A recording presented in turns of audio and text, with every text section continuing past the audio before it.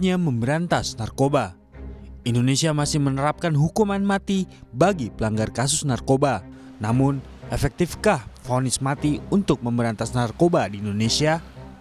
Rabu lalu 4 terdakwa kasus narkoba divonis mati oleh Majelis Hakim Pengadilan Negeri Medan, Sumatera Utara. 4 orang terdakwa ini terdiri atas 1 orang bandar dan 3 orang kurir.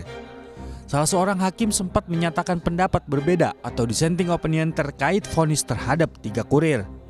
2 pekan sebelumnya Majelis Hakim PN Medan juga memvonis mati 2 kurir narkoba yang menjadi perantara jual beli 29 kg sabu dan 39.000 butir ekstasi.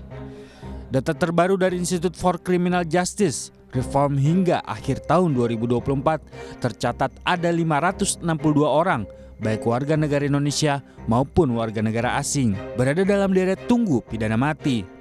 Terpidana mati perkara narkoba tercatat masih yang paling banyak. Jumlah terpidana mati perkara narkoba sudah pasti bertambah banyak mengingat eksekusi terakhir yang dilakukan pemerintah Indonesia pada terpidana mati pada Juli 2016. Menjadi pertanyaan dengan banyaknya terpidana mati perkara narkoba, mengapa kejahatan ini justru semakin sulit diberantas? Padahal seperti halnya terorisme, penindakan terhadap kejahatan ini dilakukan tak hanya oleh polisi. Sejak tahun 2002, Indonesia memiliki Badan Narkotika Nasional atau BNN di kepolisian. Satuan Reserse Narkoba juga dibentuk terpisah dengan unit kejahatan lain. Namun, bukannya malah mengecil, tingkat kejahatan narkoba dari tahun ke tahun justru semakin bertambah banyak. Mei lalu BNN bersama Direktorat Bea dan Cukai, Kementerian Keuangan dan TNI Angkatan Laut mengungkap penyelundupan sabu sebesar 2 juta ton di Laut Karimun, Kepulauan Riau. Jumlah sabu yang disita merupakan yang terbesar dalam sejarah pemberantasan narkoba di Indonesia. Efek jera dari pidana mati yang diharapkan dapat ikut mengatasi persoalan narkoba di Indonesia tak terbukti.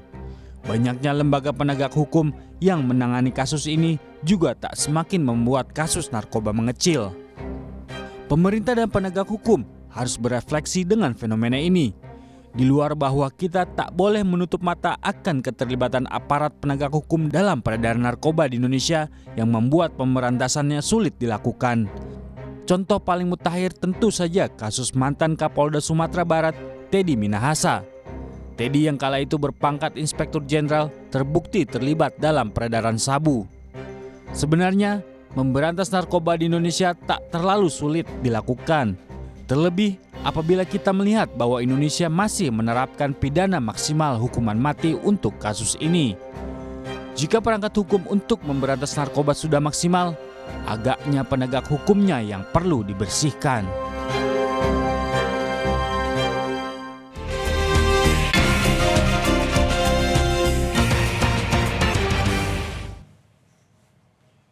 Saudara, terima kasih Anda masih bersama kami di Kompas Pagi dan sudah saatnya kita lihat halaman depan dari Harian Kompas Rabu 2 Juli 2025.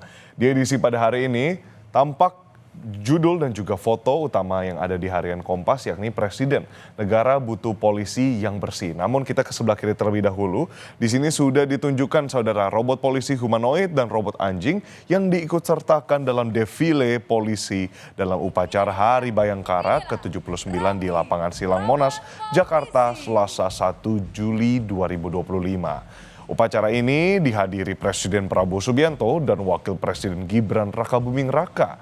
Dalam pidato amanat upacaranya, Prabowo meminta Polri bekerja secara profesional dengan baik dan juga meminta Polri untuk menjadi polisi yang bersih.